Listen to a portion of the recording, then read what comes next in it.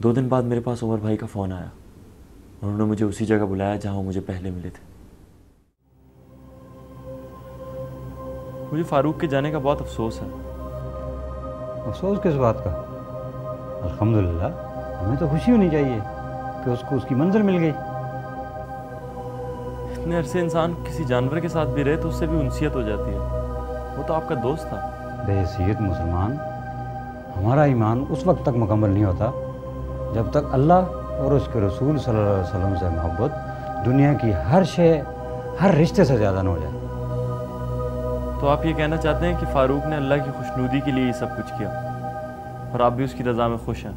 हाँ बिल्कुल, तुम ठीक समझे हो। लेकिन इतने लोग मासूम मारे गए, उनका क्या? क्या वो भी अल्लाह की खुशनुदी के लिए मारे गए? जो लोग बेकसूर मारे जाएं वो भी तो शहीद होते हैं। अब जैसे तुम्हारे माँ बाप, बहन भाई बिना किसी कसूर के मारे जाएं तो तुम क्या करोगे? मैं अगर बदला लूंगा तो उन्हीं लोगों से लूंगा जिन्होंने ये सब कुछ किया। और अगर ये सब कुछ तुम्हारा भाई किसी गैर के कहने पे कर रहा हो तो?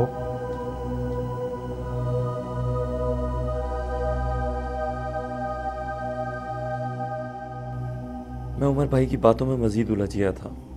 वो हमेशा ऐसी बात कहते जहां मैं उलझ जाता था। वो मुझे अगली मुलाकात तक के लिए ख़ास मुकाम पर रोक रखते थे। मैं उनकी आखिरी बात को ही सोचता रहता और साथ ही इस इंतज़ार में रहता कि कब दोबारा उनसे मुलाकात होगी। बातों बातों में उन्होंने मुझे बताया था कि उन्हें भी पहले बहुत से सवाल करने की आदत थी, लेकिन आहिस्ता आहिस्ता उन पर हक खुलता गया और आज उनका दिमाग बिल्कुल साफ़ है। मुझे लगता था कि शायद मैं भी उन जैसा हूँ।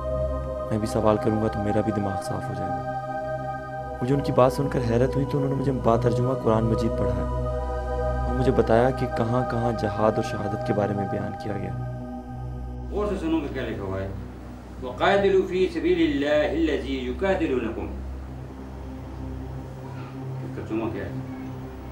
और बैत कर लो, तुम लड़ो अल्लाह की राह में उन लोगों के साथ जो तुम्हारे साथ लड़ने लगे। वहाँ सिर्फ उमर भाई नहीं थे जो इस तरह की दीनी बातें बताया करते थे, बल्कि वहाँ कुछ और हजरात भी आते थे। एक मौलाना साहब और थे जो मुझे बहुत अच्छी दीनी बातें बताया करते थे कि अल्लाह ताला हद और कानून शरई से निकलने वालों को पसंद नहीं करते। वक़्तुलूहुम हैसु सक़िफ़्तुमूहुम व अख़रिजूहुम मिन हैसु अख़रजूकुम वल फ़ितनतु अशद्दु मिनल क़त्ल। एक तो मैंने कुरान मजीद पहले कभी नहीं पढ़ा था और पहली दफ़ा में उनसे पढ़कर मुझे बहुत सुकून मिलता था। वो मुझे बहुत सारी ऐसी जगहें बताते थे जहाँ पे अल्लाह ताला ख़ुद शहादत को बहुत बड़ा मर्तबा देते हैं।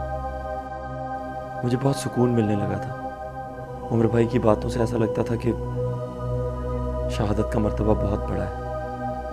मेरा दिल करता था कि मैं भी शहीद हो जाऊं, मगर मेरे दिमाग में कुछ उलझने और कुछ यकीन था। यकीन इस बात पे कि शहादत का मर्तबा वाकई बड़ा है और उलझने ये कि अपने साथ लाखों बेगुनाह लोगों को कैसे मार दूं। ये बात मुझे बार बार रोक रही थी।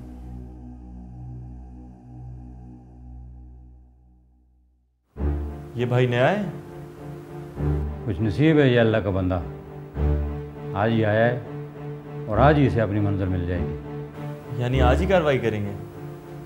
तुम छोड़ो, ये बताओ वो मेरी बात का कोई जवाब है तुम्हारे पास, है या नहीं? वही जो अपने भाई के साथ जुल्म हो तो? हाँ वही। उसका जवाब तो मुझे नहीं मिला, लेकिन मैं इस नतीजे पे पहुंचा हूं कि अपने भाई की सज़ा मैं किसी और को नहीं दे सकता। तो फिर अल्लाह ताला का फरमान है कि सदाए हक बुलंद करो, और वो कोई भी हो। याद करो जब हुजूर सल्लल्लाहु अलैहि वसल्लम ने दावत हक देना शुरू की तो उन पर कितने मजालम ढाए गए, मगर उन्होंने उफ तक नहीं की। जालिमों के हक में दुआ की, लेकिन वो वक्त भी आया जब अल्लाह के हुक्म से उन लोगों से रिश्ते नाते तोड़ने का हुक्म मिला जो कुफार से मिले हुए थे। कितने सहाबा कराम के ऐसे वाक़यात हैं जिन्होंने ना सिर्फ अपने सगों को छोड़ दिया बल्कि उनके खिलाफ जंग भी लड़ी। लेकिन ये बातें तो उनके लिए हैं जिनके अंदर ईमान की ताकत हो। कौमी जज्बा हो और मुस्लिम उम्मा का दुख भी हो। तो क्या मैं इन बातों से आ रही हूँ? मुझ में ये बातें नहीं हैं? जब तक इंसान दुनिया की मोहब्बत में गिरफ्तार रहता है उसमें एक कमी रहती है। पहले दुनिया की मोहब्बत दिल से निकालकर आखिरत की फिक्र और अगली ज़िंदगी के बारे में सोचो, सब कुछ समझ में आ जाएगा। आज की इस मुलाकात के बाद मेरे अंदर तूफान उठ रहे थे। मुझे रोना आ रहा था कि आज तक मैंने अपनी पूरी ज़िंदगी आखिरत और मज़हब की फ़िक्र से दूर गुजारी है। मैं सोचता था कि मैं भी शहादत हासिल करके अपनी अगली ज़िंदगी कामयाब कर सकता हूँ।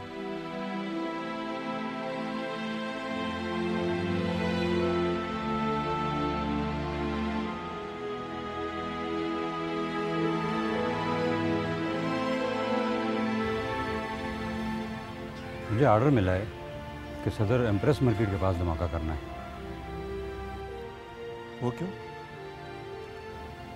बस ये तो हम नहीं जानते भाई, हमें तो हुक्म मानना होता है, बात कोई हमारी समझ में आए या ना आए। तो क्या उन्होंने आपसे कोई बात की है कि वो आपको नया बंदा देंगे? ये मिशन आपका है।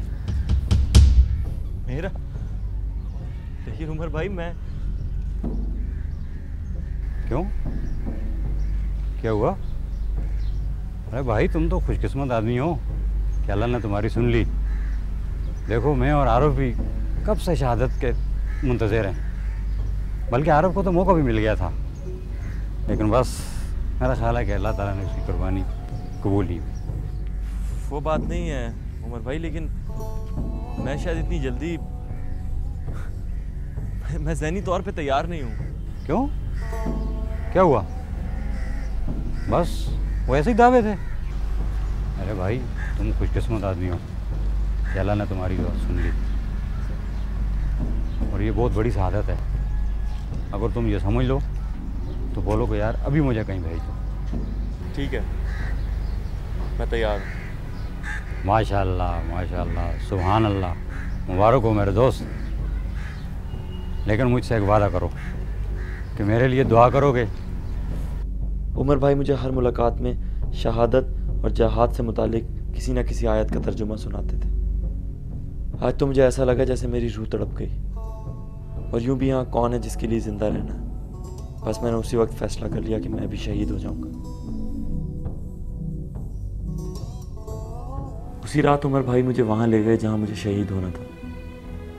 उस वक्त मैं क्या महसूस कर रहा था मैं बता नहीं सकता। मैं उस जगह खड़ा था जहाँ अगली सुबह मुझे शहादत का मर्तबा मिलने वाला था। उमर भाई बात करते वक्त हाथों का इस्तेमाल नहीं कर रहे थे, शायद किसी को शक नहीं डालना चाहते थे। ये इतनी ख़तरनाक बात थी कि वहाँ मौजूद किसी भी शख्स को ये पता नहीं था कि हम यहाँ खड़े क्या कर रहे हैं, और हम में से एक मैं सुबह वहाँ क्या करूँगा।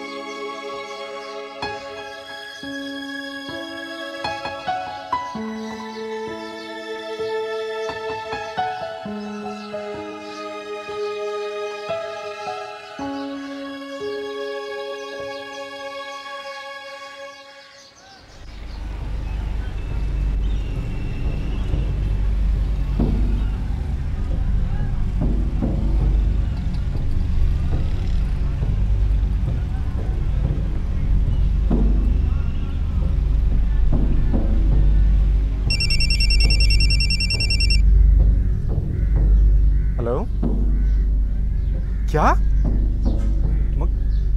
मगर कैसे? जी जी, वो तो बहुत पहले निकल चुका है। क्या हुआ? तू इतना परेशान क्यों लग रहा है?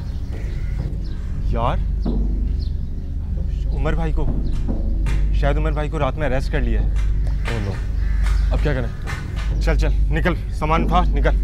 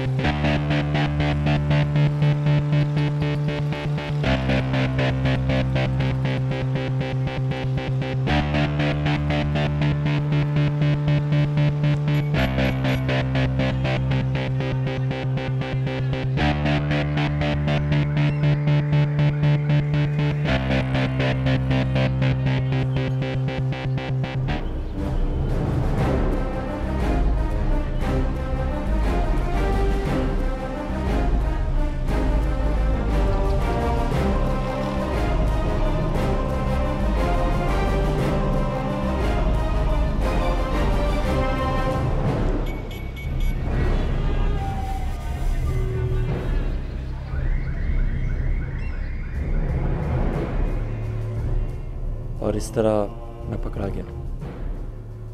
मुझे बाद में पता चला कि खुर्रम और शहजाद को पहले ही गिरफ्तार कर चुके थे। हम सबको अलग-अलग रखा गया था। दरअसल एजेंसियों ने आरिफ को पहले ही पकड़ लिया था। उसकी मदद से वो उमर भाई तक पहुंचे थे और फिर उनकी मदद से मुझ तक। मुझे नहीं मालूम था कि उमर का ताल्लुक़ किस गिरोह से है, उनका मास्टरमाइंड कौन था, किसने उन्हें खुदकुश बमबार बनाया। लेकिन इतना मैं जानता था कि मुझे लोगों से ज़्यादा मेरे अपने हालात ने इस तरफ धकेला था। आज मैं अपनी सज़ा काट रहा हूँ और अल्लाह से माफ़ियाँ मांग रहा हूँ और शुक्र अदा कर रहा हूँ कि मुझ समेत कितने ही मासूम और बेगुनाह ख़ानदानों को बचा लिया।